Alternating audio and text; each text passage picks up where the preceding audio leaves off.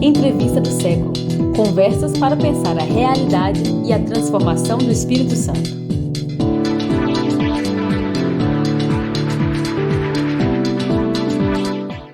Olá, bem-vindo, bem-vinda, bem-vinde. Eu sou o Vitor Taveira. Essa é mais uma entrevista do século, direto aqui do estúdio Rocket Filmes em Vitória. Eu lembro que essa e outras entrevistas você pode assistir nos canais Século Diário no YouTube, no Spotify, outras plataformas de áudio, e conferir também as notícias do dia, da semana, no seculodiario.com.br. Hoje temos como convidado aqui o Gilmar Ferreira, que é um militante aí de longa data, né, na defesa dos direitos humanos no Espírito Santo e no Brasil. Está sempre presente no noticiário do Século Diário, né, nossa fonte importante nessa área, trazendo análises, né, sobre as políticas, os acontecimentos. Bem-vindo, Gilmar, entrevista do Século, obrigado pela presença. Bom dia, obrigado. Eu que agradeço pela oportunidade. O Século é um meio de comunicação que protagoniza a nossa luta e que dá voz a todos nós, a quem faz essa militância cotidiana. Vou começar bem básico, tá? A pergunta é: o que que é direitos humanos para você? Como é que você explica isso para as Então, pessoas? tem algumas definições de direitos humanos, né? Eu gosto de uma definição que os direitos humanos são inerentes à pessoa humana, né? Gosto dessa definição de que os direitos humanos são construídos. É uma luta construído ao longo da história, pelas lutas libertárias da sociedade, da humanidade, né. Eh, então os direitos humanos ele também ele está previsto, estabelecido nos ordenamento jurídico brasileiro, mas basicamente eu gosto de dizer que são todos aqueles direitos que é inerente à sua condição de pessoa humana. Eu vou só uma provocação, tem uma anedota, não sei se você já ouviu essa, que uma comunidade perguntaram nessa uma comunidade, né, muito distante, assim, perguntaram o que que era direitos humanos e falaram que era um pessoal que vinha numa Kombi branca, numa van branca, né, tipo assim, no sentido que de atuações que é uma coisa muito complexa, né, mas também muito prática, né, mas essa anedota diz que eles associavam uma coisa de fora, que vinha de vez em quando para atender, né, é uma anedota, né, mas, passa um pouco por aí, porque muitas pessoas não entendem mais a fundo o que que é os direitos humanos, assim, de uma forma prática ou de uma forma digamos, mais didática, assim, Sim. né, como explicar e como fazer esse trabalho, que hoje, assim, de ter uma demonização, na verdade, dos direitos humanos, né, por parte da extrema direita falando que é uma bobagem, enfim, é uma coisa que não presta, quando na verdade as pessoas, no cotidiano delas, os direitos humanos estão presentes, né, em coisas que elas talvez nem imaginem. Então eu gosto de dizer assim, eu gosto de falar esse instrumento normativo, né, porque não é uma invenção, né, a gente não inventou isso. As pessoas costumam dizer também nessa perspectiva de desgastar e de rebaixar a ideia de direitos humanos, dizer que isso foi criado a partir de 2003 para cá, né, numa concepção mais política governamental, e a gente então esses instrumentos normativos, né, quer dizer, são instrumentos normativos conquistados a partir da luta histórica pela emancipação da população, né. Essa é uma definição que eu gosto muito. Pra dar essa ideia de que a gente não está inventando isso. Até porque e aí costumam também dizer que isso é coisa da esquerda. Olha, se a gente pegar na história de Malinowski, que é um antropólogo antigo, muito famoso, mas se você pega também do Código de Hammurabi, você vai fazendo uma caminhada histórica pela Revolução Francesa, você vai perceber que esse é exatamente isso. Nós estamos construindo, uma caminhada normativa, construindo regras, instrumentos para a garantia dos direitos humanos. Então essa ideia da Kombi, eu ouço muito isso. Eu ouço muito assim: "Já vem os defensores de bandido". E eu ouço muito a história da Kombi no sentido de tentar dizer que nós somos algumas pessoas que gostam de fazer barulho. Eu acho isso, assim, de uma estupidez sem tamanho, porque uma coisa é quando um cidadão comum, né, ele pronuncia uma frase dessa, mas quando vem de algumas autoridades, de pessoas da academia, Mais me preocupante, né. deixa muito impressionado, porque é desconhecer a própria a nossa própria caminhada, né. Muitos de nós viemos de uma geração que foram vítimas da ditadura militar, eh, e a gente foi colocado nesse paredão numa porque a nossa luta inicialmente pela os direitos políticos, direitos civis, e essa nossa caminhada avança para o chama e, ela avança para os chamados direitos humanos, econômicos, sociais, culturais, ambientais, tecnológicos.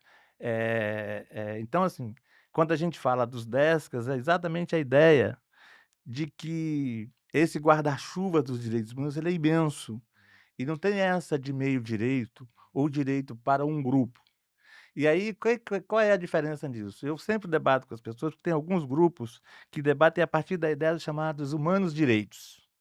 Essa é uma ideia, a meu juízo, absurda, porque exatamente aquela ideia de delimitar a sociedade entre portadores de direitos, aqueles que pagam impostos, que estudam nas faculdades públicas, que têm recursos, ou seja, a elite. Mas exclui a grande maioria, que são os negros, os pobres, os presos, as pessoas da periferia. Então, assim, é uma concepção absolutamente equivocada numa perspectiva, e isso abandona a ideia daquilo que nós trabalhamos, que é a ideia libertária, de compreender os seres humanos, todos os seres humanos como portadores de direitos, mas também compreender a universalização dos direitos. Esse é um princípio muito forte, né. Portanto, os direitos humanos, nessa ideia de universalização, ele tem que estar presente em todos os lugares, em qualquer lugar do planeta, né.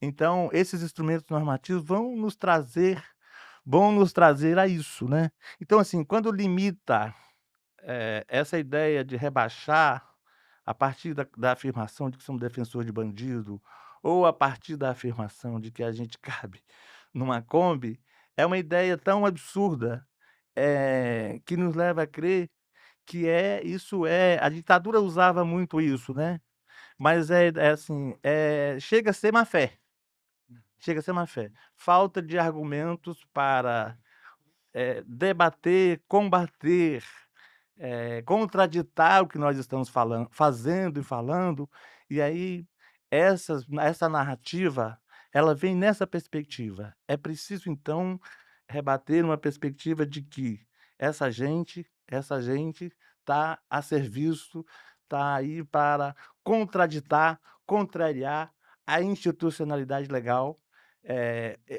existente no país. Eu penso que esse é o caminho, esses são os desafios que nós estamos enfrentando, mas que a gente também sabe que, eh, quando a gente faz a defesa dos direitos humanos, nós estamos também a gente também sabe que essa é uma decisão política, tem custo.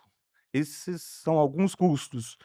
Eh, é uma escolha de que lado você está, porque tem muita gente que fala de direitos humanos numa perspectiva de que: "Olha, isso pode virar uma onda, é preciso falar disso", mas assim, de que direitos as pessoas estão falando? Eu dei o exemplo Uhum. aqui da contradição do que é os chamados direitos e os direitos humanos, né, os humanos direitos e os direitos humanos. Então, assim, eu permanecerei ao lado dos direitos humanos.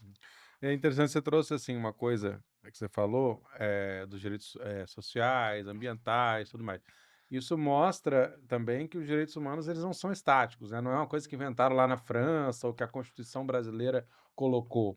É processo de um acúmulo dessa luta social que, como você falou, vai, criar normativas para proteger, né, para garantir, na verdade, né, garantir esses direitos. Só que assim, tem direitos que a gente talvez ainda nem saiba que sejam necessários, digamos, né. É uma construção permanente, tem várias discussões acontecendo nesse momento, em paralelo ou há muitos anos, Sim. sobre direitos que ainda não são direitos, né, que podem vir a ser, que devem vir a ser. Exatamente, nós estamos falando de um processo histórico. A gente não abandona a ideia de processo histórico e não pense que vão nos satisfazer, porque não essas conquistas não são concessão de Estado, de governo. Eu sempre digo assim: governo não concede, o governo cede. Então essa construção é histórica, é uma luta política permanente. Outras pautas vão surgir, temas que nós estamos debatendo hoje, há 20 anos atrás, a gente não debatia. Quando nós éramos colocados quase que no paredão por conta dos direitos políticos civis, eh, a gente começa a avançar na perspectiva já adotando, elementos do debate da construção da nossa Declaração Universal dos Direitos Humanos, né. E aí a gente começa a perceber, então, que era preciso, então, falar dos direitos humanos de forma mais completa. E aí quando a gente fala nesse aspecto dos direitos humanos, e eu aqui acrescento a partir, além dos direitos econômicos, sociais, culturais, ambientais, eu também acho que hoje a gente precisa falar de reparação, né. Hum. O filme, por exemplo, o filme, que agora premiado, uma brasileira premiada, internacionalmente, ele vem também para dizer isso, né. Também é para dizer isso: "Olha, nós estamos falando de um período muito difícil, mas que a gente também está dizendo assim, nós estamos falando de reparação histórica". Nós estamos falando de reparação histórica. Então, e aí quando eu trago a luta dos quilombolas para cá, eu falo também o direito à territorialidade, né. É interessante, porque aí quando você fala disso, por exemplo, como é que os conceitos, às vezes parecem pouco, mas não são, né, porque Não quando são. você fala de territorialidade, você amplia o conceito de terra, né, o quilombola não quer acesso à sua terra, Não, como muito mais que isso, mas né. a tudo que envolve a própria cultura dele, o meio ambiente, né, território é um conceito mais amplo, então isso são coisas que parecem, né, a Mas mesma assim, coisa, mas não nós são, não estamos então falando de tem divisão de terras apenas, né. exato, No caso do povo quilombola, aqui no território Espírito Santo, quando a tradicional. gente pega aqui as comunidades tradicionais, a gente pega aqui a história vivida pelo povo quilombola do Sapê do Norte, ao longo desses anos todos que as empresas tomaram as suas Uhum. terras e aí, destruíram suas culturas, seus afetos, aspectos religiosos e tal, né. E você pega aqui até hoje, você ainda tem nas comunidades quilombola, eh eh, em várias daquelas comunidades eles não têm água tratada, eles não têm água potável para beber, não são é uma água turva, cheia de óleo, alguma coisa parecida com petróleo. E se isso acontece na Grande Vitória, onde a mídia cobre, vira escândalo, mas lá não, né.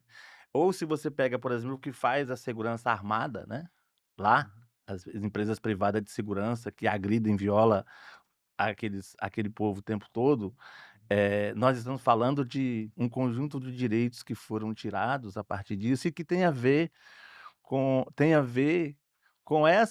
esse direito à territorialidade, ao território, mas de forma mais completa. A sua condição de vida, a sua cultura, o seu lazer, a sua sobrevivência, o beiju que se constrói ali, a sua dança, a sua poesia.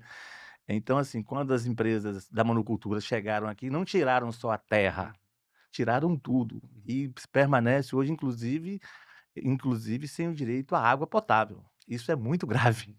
É, porque assim, quando você fala de políticas de direitos humanos, a gente pode falar de secretarias que trabalham, dos planos de direitos humanos, mas assim, não basta uma secretaria e um plano para você garantir direitos humanos, né? Não, Porque você precisa de ter mobilização na saúde, na educação, em todas as áreas, entendi. né? Na agricultura, que seja, né? Na segurança pública, né? Que é um tema que você trabalha Eu muito acho que quando a fortemente. gente coloca se os governos tivessem a intenção, a boa vontade de colocar os direitos humanos na centralidade, você trabalha com a perspectiva de assim, tudo então é a partir disso, né, considerando o direito à educação, ao trabalho, ao lazer, ao transporte, à água potável, à saúde, à educação de qualidade, né. Mas você também trabalha com a perspectiva assim, eh, como é que, essa coisa e aí realmente não basta você construir prédios e não basta criar alguns instrumentos institucionais. É importante, nós lutamos para ter uma secretaria de direitos humanos, para ter uma política de direitos humanos, mas é principalmente compreender que, por exemplo, todas as secretarias, né, toda a estrutura governamental esteja voltada para a garantia dos direitos humanos. Você pega, por exemplo, assim, quando o arquiteto vai construir o projeto de uma escola, ele precisa compreender. Eu estou falando isso porque os arquitetos, sobretudo, eles trabalham muito com a ideia de espaço. E isso é importante, né. A gente fala de uma ci quando vai construir um prédio público, eu preciso saber que O prédio é público. Portanto, quem vai usar esse prédio? As pessoas com deficiência, os idosos, né, os cadeirantes. Então, assim, é pensar uma cidade, uma mobilidade de cidade, que tenha pulmões para a cidade respirar, mas não pensar a cidade tão somente do ponto de vista do automóvel, porque quem usa esse automóvel não é a maioria da população, e esta cidade precisa ser pensada, então, para o cidadão que nela vive. Eh eu acho assim, e aí tem uma coisa que assim, que a gente costuma dizer que os direitos humanos, para além de universais, eles são interdependentes, né, porque um direito depende do outro, ou seja, para você ter uma boa qualidade de vida, o transporte precisa funcionar bem. Para você ter saúde, para você ter educação, a saúde precisa estar bem, né. Então assim, e o Estado o es cabe ao Estado então, ele é o provedor disso, né. O Estado tem que promover, proteger, ele tem que defender, ele tem que realizar. O papel fundamental, nesse caso, assim, é papel dele garantir a garantia dos direitos passa por essa realização. E Então aí assim, quando a gente fala Estado, a gente fala de executivo, a gente legislativo, fala do poder judiciário, público, né, o do como poder todo, não é só público o é. governo de Não é turno, só o mas governo, não é só a gestão, mas assim, é o Estado como um todo, né, as suas instituições. E aí esse essa coisa, isso é importante, porque a gente começa então a entender que, eh, uma das coisas fundamentais é que essas coisas também seja construída, que a democracia seja a marca da gestão, né. Discutir, a comunidade precisa participar da elaboração, ela precisa monitorar, ela precisa participar de todo decidir, aonde vão os recursos públicos, e sempre nessa perspectiva da promoção dos direitos humanos. Então, eh, construir a secretaria, mas ela tem que estar em condições de funcionamento. Não deveria ser o que a gente tem hoje, por exemplo, a Secretaria Estadual de Direitos Humanos, eh com dificuldade de acesso. Ou seja, lá, por exemplo, você já tem um piso que você pisa, os azulejos soltam, assim, né. Então, assim, uma das coisas fundamentais é que esses lugares também sejam lugares que as pessoas têm acesso. Porque qual é o problema grande da gestão também nas gestões?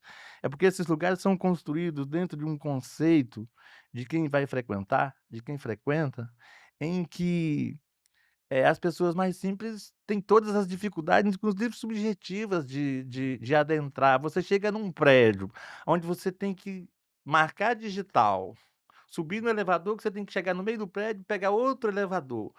Aí é um negócio assim, é tão constrangedor, tão difícil para a população mais simples, ter acesso a esses lugares. A gente precisa tornar esses lugares, assim, mais de forma mais populares mesmo, né, para que as Uhum. pessoas tenham realmente acesso, realmente acesso.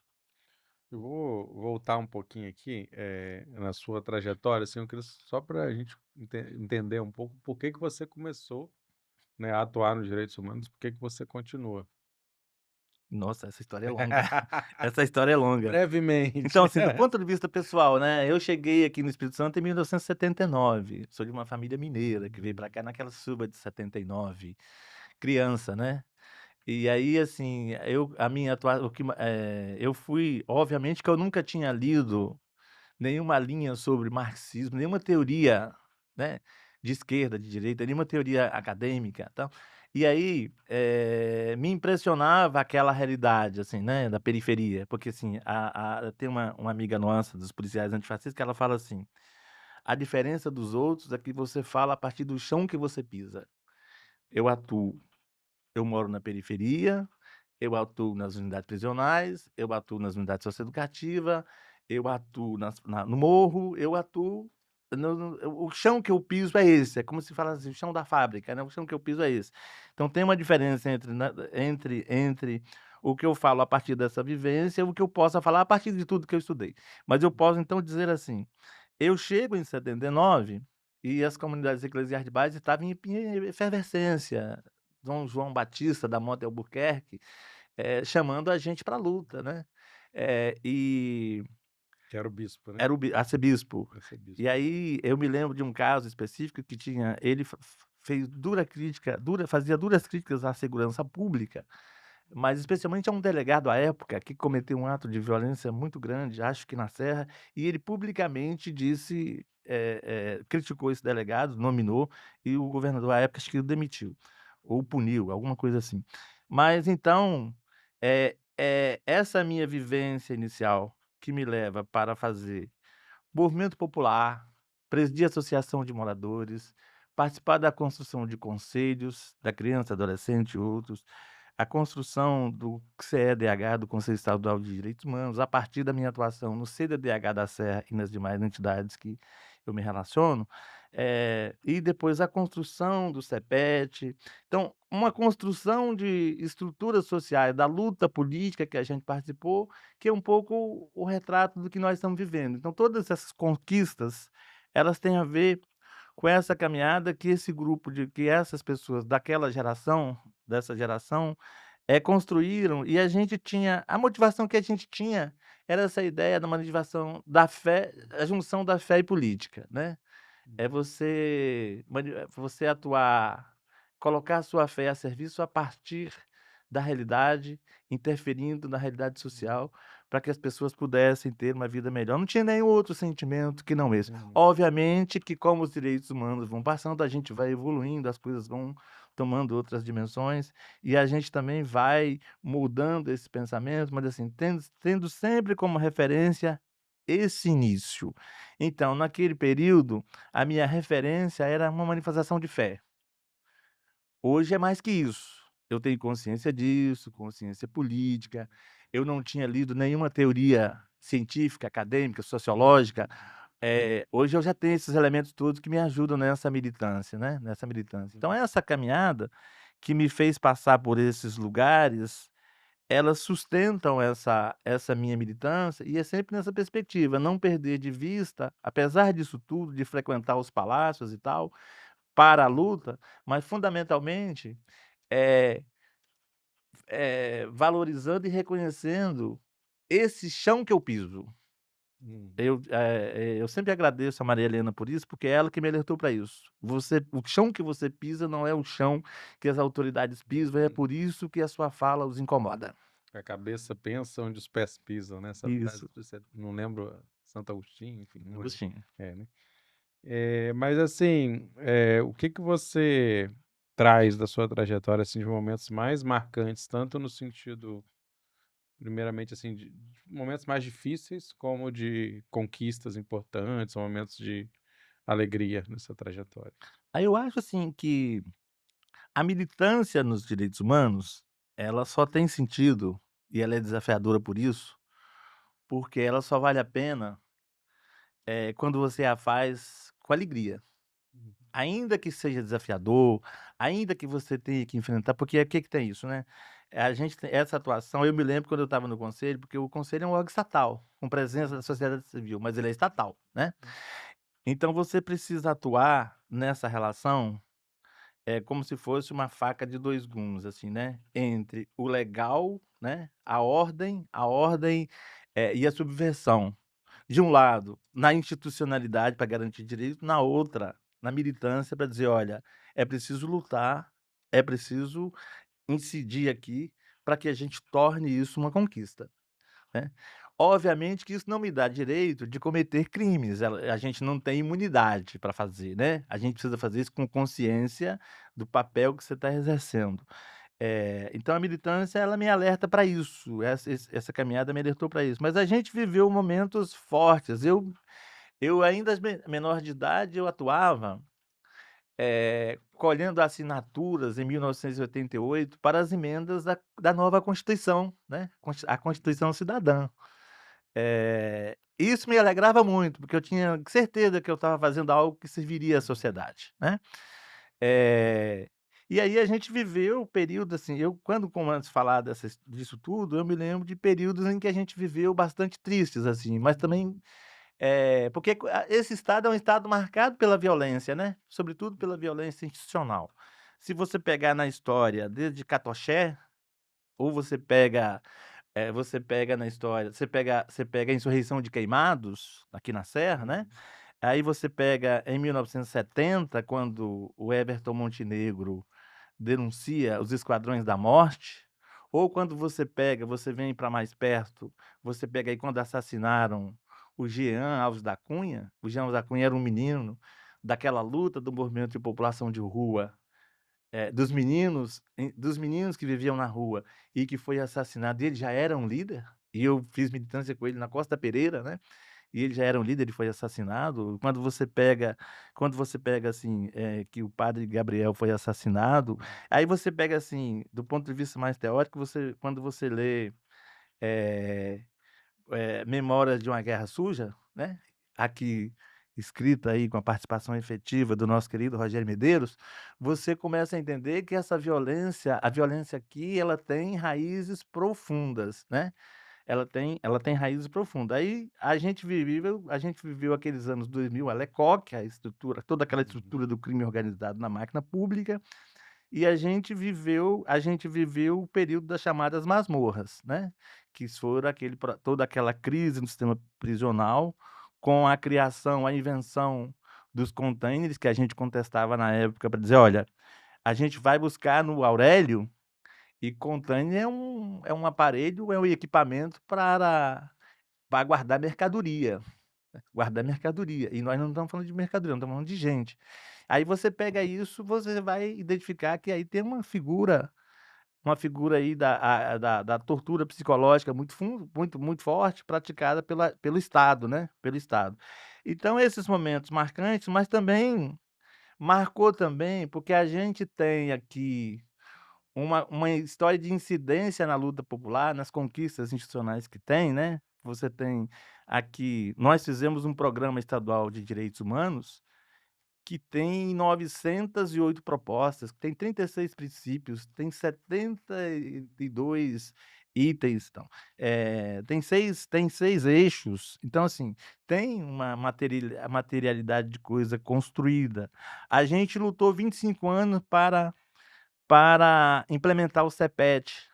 A gente ainda quer, já faz mais de 30 que nós lutamos por uma ouvidoria de segurança pública independente, cujo modelo nós já entregamos ao governador, porque é o modelo de São Paulo, mas a gente tem também agora, a gente luta para que as câmeras corporais sejam também implementadas, para que a gente possa enfrentar a violência, mas a gente também questiona esse modelo de segurança pública com base cuja baliza ela é o estado presente, mas que efetivamente a gente não tem. O que a gente percebe é que nós não temos uma política de segurança pública pautada nos direitos humanos. A gente tem um projeto de poder extremamente autoritário, é marcado por muita violência estatal, muita violência policial. Se você pegar, por exemplo, o que ocorre no Território do Bem, aí nós podemos falar também de territorialidade, Hum. porque se você fizer um recorte, uma linha reta, lá da paróquia do Padre Kelder, em Itararé, até a reta da Penha, Praia do Canto, você vai chegar ali a 500 metros. Portanto, lá no Território do Bem, tem ação policial. Lá na Praia do Canto, tem ação de polícia. Ou você pode pegar, então, uma frase muito comum que a gente ouve nas rodas de conversa com agentes da segurança pública. Em alguns lugares, eles entram pisando em ovos, com muito cuidado. Uhum. Em outros lugares, quebrando ovos. Então a gente tem uma concepção de segurança pública, um conceito de segurança pública marcado por profunda violação de direitos humanos, mas também marcado por uma ideia de que estabeleceu determinado território, determinados grupos sociais como inimigo do Estado. Isso é muito evidente, eu tô lembrando aqui quando fui cobrir uma manifestação ali no Território do Bem, né, diante do assassinato de um jovem pela polícia, que isso sempre que tem manifestação lá, né, passa em frente ao posto policial Sim, em e frente. eles estão lá de metralhadora, né. Sim, E aí nesse ato eles desceram até a Polícia Civil, que fica depois, né, cruza a Reta da Penha, e ali na Reta da Penha estavam policiais de fuzil. E foi a primeira vez que eu vi isso acontecer, né. Então eles meio que romperam essa suposta barreira territorial, porque eles estavam, na verdade, acompanhando, seguindo e, de alguma maneira, como é que eu falo? Não ameaçando, mas se impondo diante sim, daquela população que estava se manifestando, né. Então, essa territorialidade ela não é, não é tão territorial, é quem é. É quem Se é. essa pessoa está em outro lugar, você faz outro tipo de Exatamente. acompanhamento, né. Mas enfim, mas você também tem uma atuação, você estava até falando aqui, em relação ao sistema prisional, né, as unidades socioeducativas, você falou de mais de 300 inspeções, né, Sim, em presídios ao longo de muitos anos, né. sim. E a gente tem essas realidades duras que você falou, né, da periferia, de zonas rurais e tudo mais, mas quando a gente fala de pessoas, né, privadas de liberdade, você tem uma outra estrutura social, né, Muito muito cruel. dura, muito cruel, muito complexa, né, apesar de, né, Sim. são muitas questões, muitas, questões sobre atos, cometidos e tudo mais, né, a gente tem vários debates sobre como usar a lei, É. né, mas a gente conta uma realidade que é muito cruel, né, que acaba sendo desumana, que aí entra essa coisa dos direitos humanos que também, A compartilha universaliza com a religião, né, em vários aspectos, com várias religiões, que é um sentimento de dignidade do outro. é. Como é que é para você, assim, como é que foi? Queria que você contasse um pouco como é que você começou esse processo, né, dessas inspeções, como é que foi a primeira vez, o que que você encontra, se você ainda se emociona, trouxesse um pouco, assim, de como é isso, de como é estar lidando, né, com essa realidade.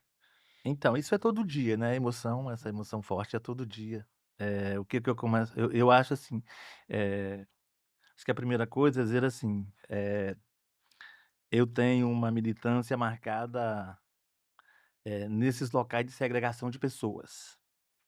Os presídios, as unidades socioeducativas, as comunidades terapêuticas, os hospitais psiquiátricos. Eu participei do fechamento da Clínica Santa Isabel, né, o fechamento da antiga UNAI, o fechamento da antiga UNAED.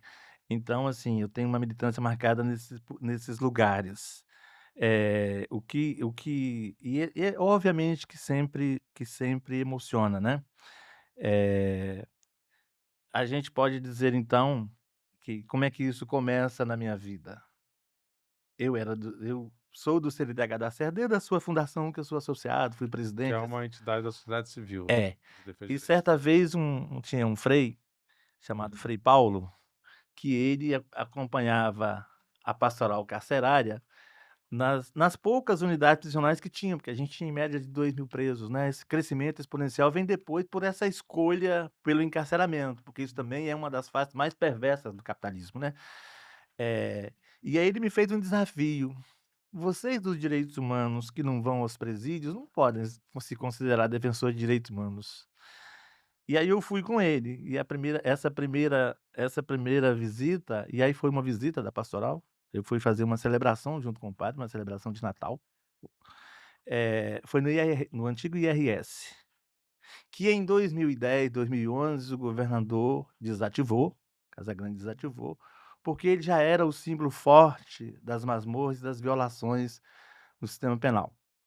E ele agora retorna, a minha impressão que é um anexo da antiga Cascuve, né, Casa de Custódia de Cascuve de Vila Velha, e ele está em pleno funcionamento. Então, assim, o que que as organizações de Estado, o sistema de justiça precisa fazer? Precisa verificar a legalidade disso, né, se isso está correto, por onde passou, né, então precisa verificar, se não há ilegalidades e tal, do ponto de vista administrativo, precisa ver. Mas então, o que que se percebe então, né, esses são locais, normalmente já são locais de violação, né, porque, manter alguém preso já é uma violação de direitos humanos. Eh, e é que naquele período com poucas unidades, hoje a gente tem 36, né, 36 e fala em construção de Você mais, sabe qual é a população carcerária um hoje, mais ou pouco mais menos? de 22.000. No Espírito Santo. É, tô falando dos presos que estão no CDP, do sistema penal, né. Agora, se você for considerar a população que está no sistema socioeducativo, se você for considerar, esses locais de segregação de pessoas, esse número, ele cresce de forma exponencial. Mas, então, essa foi a minha primeira participação, e aí depois, eu isso veio marcando, porque eu acompanhei todo aquele processo que chega a 2009, que é a vinda do que é a explosão do sistema, que é a vinda do Conselho Nacional de Política Penitenciária no Espírito Santo, que faz um relatório que pede intervenção federal. Ali, a marca daquilo aquilo foi quando o governo do estado resolveu então adotar um método que era a colocação de contêineres. E eles diziam que era provisórios, e a gente dizia: "No serviço público não tem nada de provisório, tudo é permanente".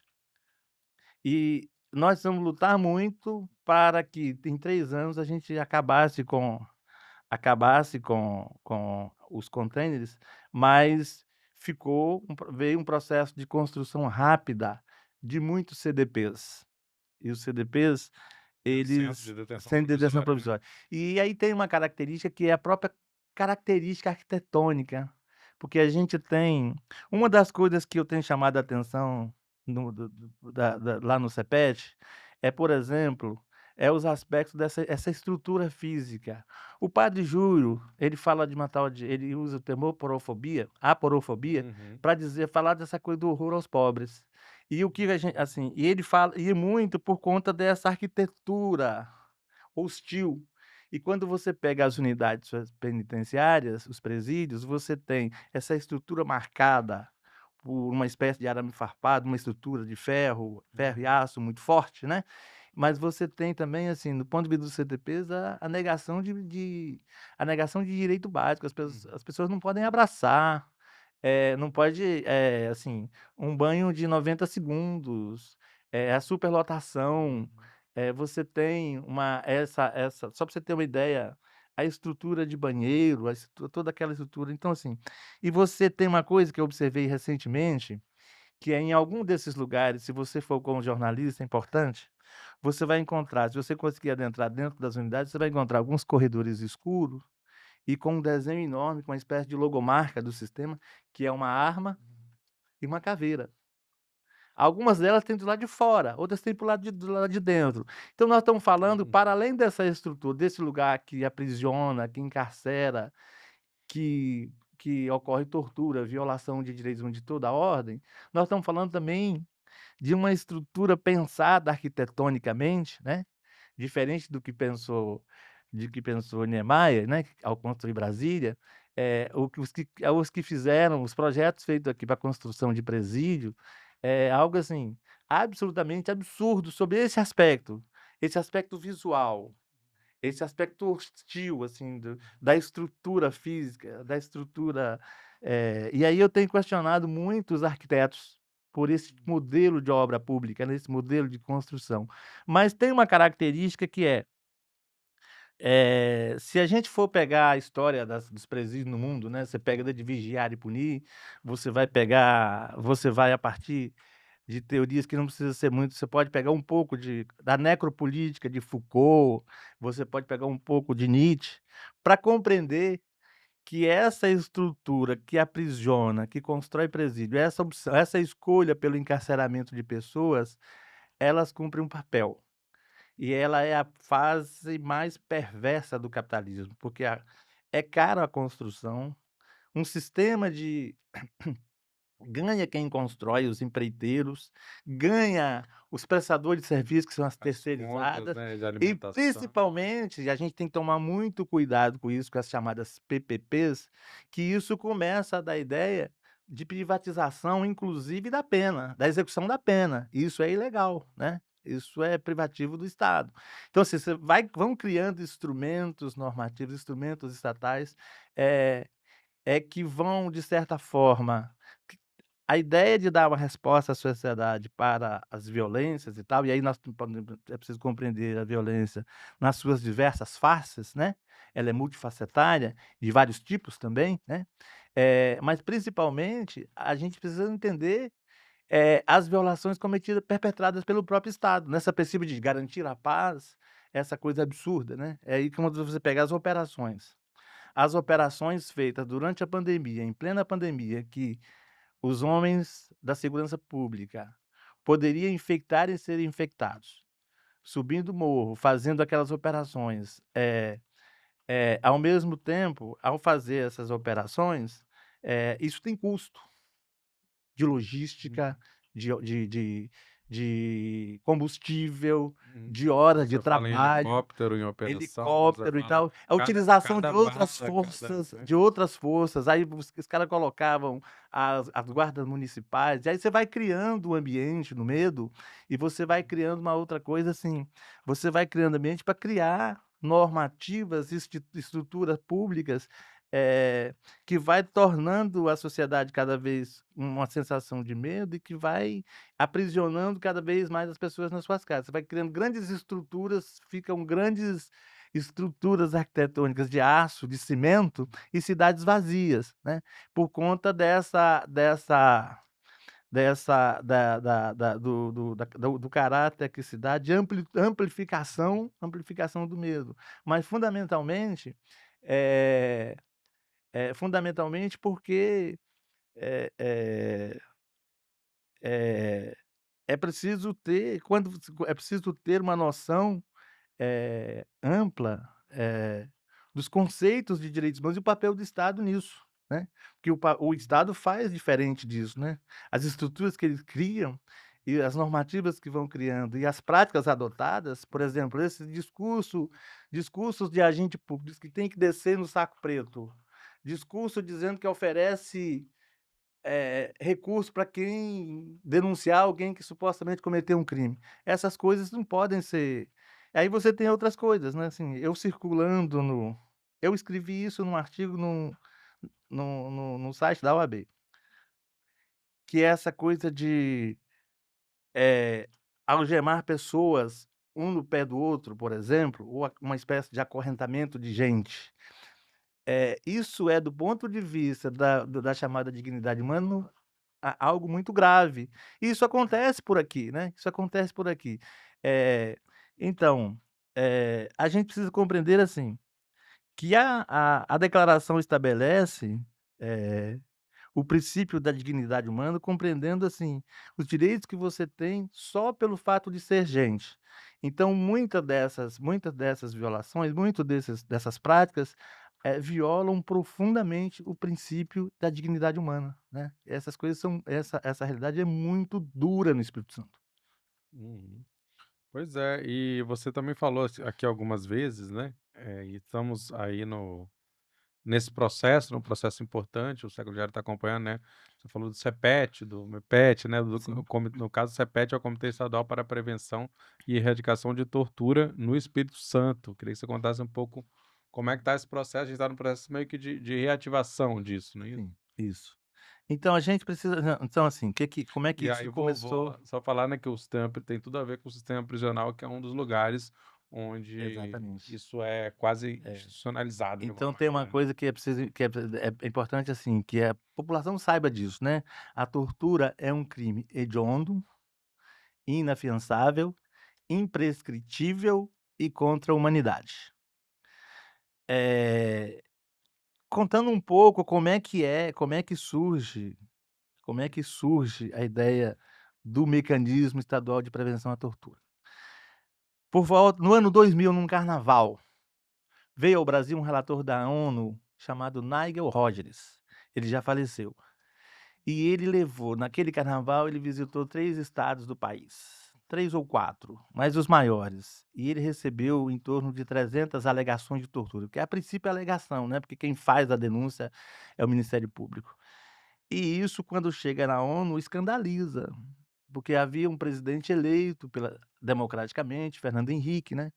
E aí, escandaliza e eles então resolvem o Brasil resolve aceita fazer uma campanha nacional contra a tortura, que era a partir de um Disque 0800 com braços em todos os estados, em 21 estados da federação, entre eles o Espírito Santo. E um dos compromissos era a criação de um mecanismo estadual, é um mecanismo interno em cada unidade. Isso também é um compromisso do Brasil com a ONU a partir disso, né. O tem um protocolo, acho que é tem o protocolo facultativo de Istambul que trata disso, né. Então virou um compromisso do Estado brasileiro em criar o mecanismo, mas criar um sistema. O que que é um sistema?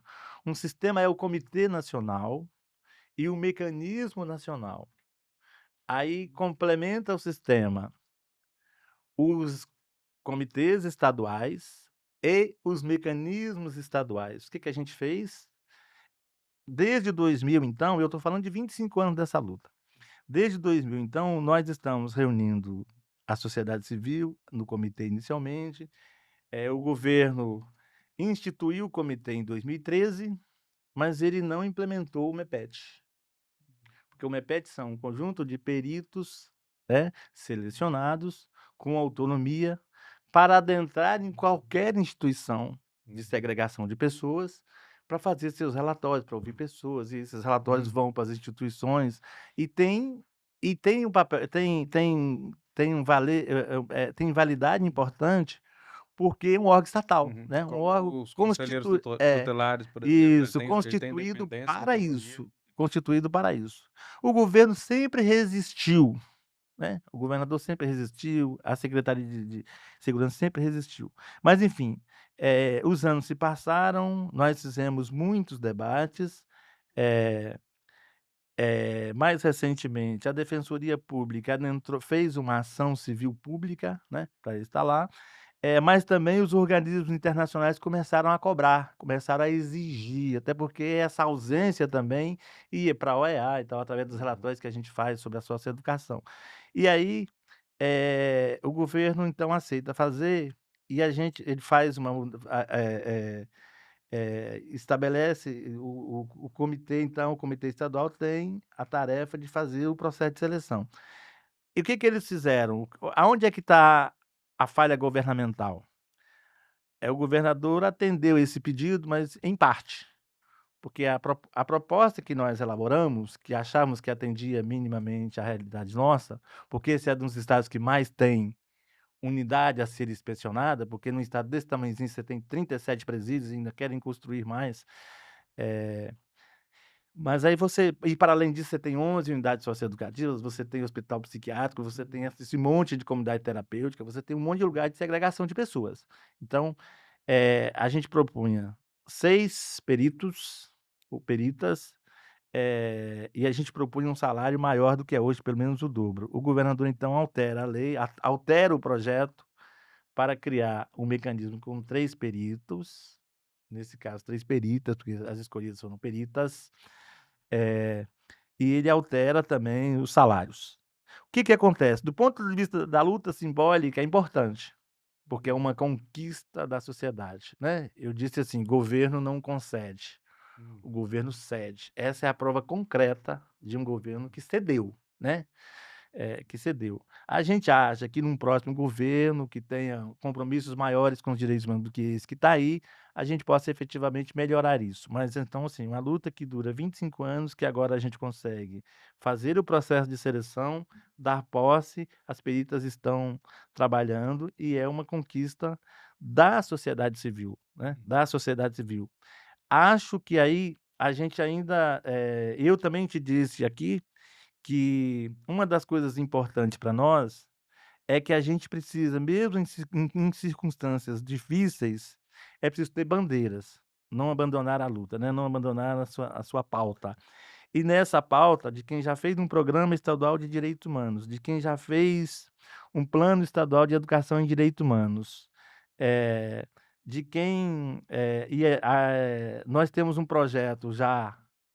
Nós lutamos há 3 décadas para que o Estado tenha um instrumento forte para, para receber e apurar denúncia de violação das forças cometidas pelas forças públicas, que é a ouvidoria interna, externa, independente, com autonomia, com o ouvidor eleito, escolhido aos moldes do MEPET, né? Com autonomia, com recursos, com tudo para fazer. A mesma coisa e as perícias, que agora também estão avançando, mas essa luta pela autonomia, pela polícia científica, ela também está na sua casa dos seus 30 anos. Então o que eu estou querendo dizer com isso? É que, eh, nós não estamos satisfeitos, porque é isso também, né, quem luta por direitos humanos nunca está satisfeito com uma conquista. A gente fica feliz pela conquista, né, porque faz parte da nossa construção. Mas efetivamente, eh esse é um ano também de conferências, o ano de 2025. A gente acha que o Conselho de Direitos Humanos e as organizações vão trabalhar vão trabalhar essa perspectiva dos programas estaduais de direitos humanos, de atualização a partir do que já tem, evidentemente, mas fundamentalmente, assim, a gente precisa agora, a nossa pauta seguinte precisa ser a ouvidoria, porque o modelo que a gente tem é um modelo fracassado. A gente tem uma ouvidoria uma ouvidoria de segurança pública que as pessoas não sabem que existe. Eu sempre disse que ela fica lá numa salinha que eu chamo sempre de eh, é uma salinha no térreo da Secretaria de Segurança Pública, e normalmente tem um delegado ou uma delegada lá para isso. Mas você tira um delegado que deveria estar apurando o crime para um lugar desse, você faz a contrapolítica, né? Faz a contrapolítica. Mas, fundamentalmente, a gente precisa. Agora, essa é a pauta, eu acho que tem que ser essa a pauta. Precisa garantir a implementação das câmeras corporais, né? Uhum. Para a proteção dos policiais, mas também para evitar que as forças de segurança cometam excessos, né? Cometam excessos, e a gente precisa, eu avalio que, passado 10, 12 anos quase já do estado presente, e a gente precisa, eu acho que a nossa crítica sempre foi de que aquele não é o lugar em que a população participa, que ela não é ouvida para os temas que ali são tratados, e que, portanto, ele só confirma essa ideia de que o Estado tem, de que quem entende de segurança pública são as forças de segurança pública. Esse é um grande equívoco, e ele tem 3 eixos: o eixo social, o eixo da repressão e um terceiro eixo que eu não me lembro agora. Mas em todos esses eixos é o eixo da prevenção, né? Em todos esses eixos, tudo tenta o eixo que se pratica, na verdade, é o eixo da repressão.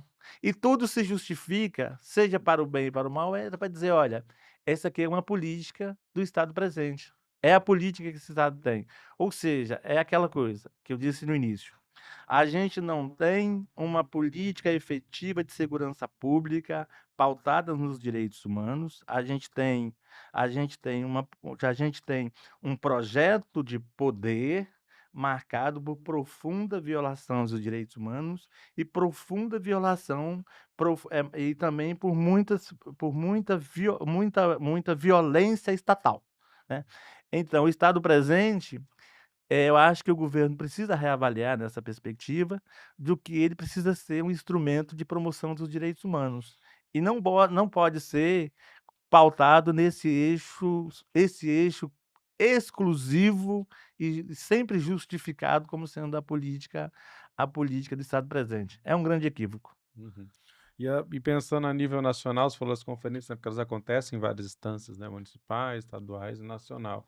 O que que você analisa que devem ser, assim, as prioridades desse processo de luta, tendo em vista que a gente passou por um grande desmonte, né, Sim, por uma tragédia, na uma verdade, né, tragédia. É, institucional, que quase do nos governo, levou a um sim. golpe, e a gente tem um momento, aí de reconstrução, mas acredito que nem tudo está recuperado, né, quer dizer, o buraco em que a gente entrou, a gente conseguiu, sair parcialmente, assim.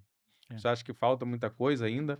Ou tem novos direitos O também? governo anterior foi um governo marcado, na verdade, foi o triunfo da estupidez, né. O governo de extrema direita foi o triunfo da estupidez. É claramente um projeto de destruição de tudo que havíamos construído, uma tentativa, de apagar memórias e legados. E aí nós estamos falando muito agora no chamado memoricídio, né. E o memoricídio não é um termo muito conhecido por nós. É um termo muito usado, eh, pelas populações ali, dos povos pré-colombianos, né, os incas, os maias, né, aquela população tinha uma outra perspectiva. Mas, e nós estamos agora falando em memoricídio, de um tempo para cá, eh, lembrando também disso, né, a tentativa de destruir legado, destruir história, destruir pessoas, né, Então, foi a destruição de uma caminhada, a tentativa de construção de uma caminhada da vida inteira de muita gente, né, de muita gente. Eh, então assim, foi o triunfo da estupidez. A gente não deveria nós não merecíamos ter passado por aquilo, mas infelizmente passamos. A chegada de um novo governo, o restabelecimento da democracia é algo importante, né, porque nós não estávamos vivendo uma democracia, né. O restabelecimento da democracia é uma grande conquista, né, é uma conquista forte. Mas, assim, a recuperação de instrumentos normativos, de espaços, e a recolocação do Brasil na pauta nacional dos direitos humanos, isso é muito importante. Portanto, a restabelecimento e fortalecimento do Conselho Nacional de Direitos Humanos é uma conquista importante.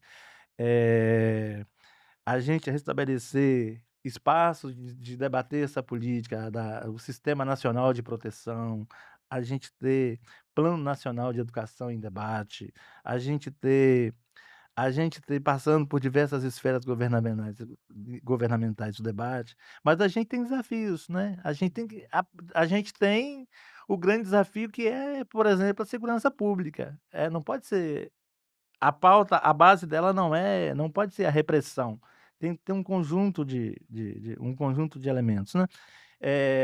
Eu estou dizendo isso porque, por exemplo, aqui enquanto nós estamos falando, a gente está falando que no território do bem, a polícia precisa mudar a forma de atuação da polícia, né, a gente está propondo enquanto a gente propunha, lutava pelo MEPET, que felizmente conquistamos, mas a gente pede a ouvidoria, a gente pede outras estruturas públicas de promoção dos direitos humanos, e aí se gasta recurso comprando fuzil israelense. Olha, quem quer promover os direitos humanos e quem quer promover a vida, não vai adotar a compra de fuzis, né, porque não há como você prevenir, você pega uma população, uma polícia como essa e falava à época acho que em torno de 10% da tropa usando os fuzis israelenses, né, e você pega essa tropa com raiva, você pega essa tropa,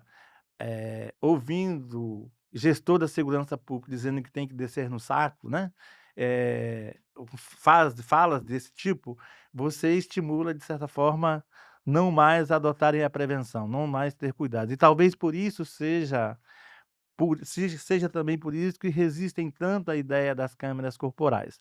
Mas então a gente tem avanços nisso e eu acho que nós estamos vivendo agora um período que a gente está vivendo agora um período de conferências, né, Conferência Nacional de Direitos Humanos que vai reavaliar, construir novos pactos, que eu acho importante, né.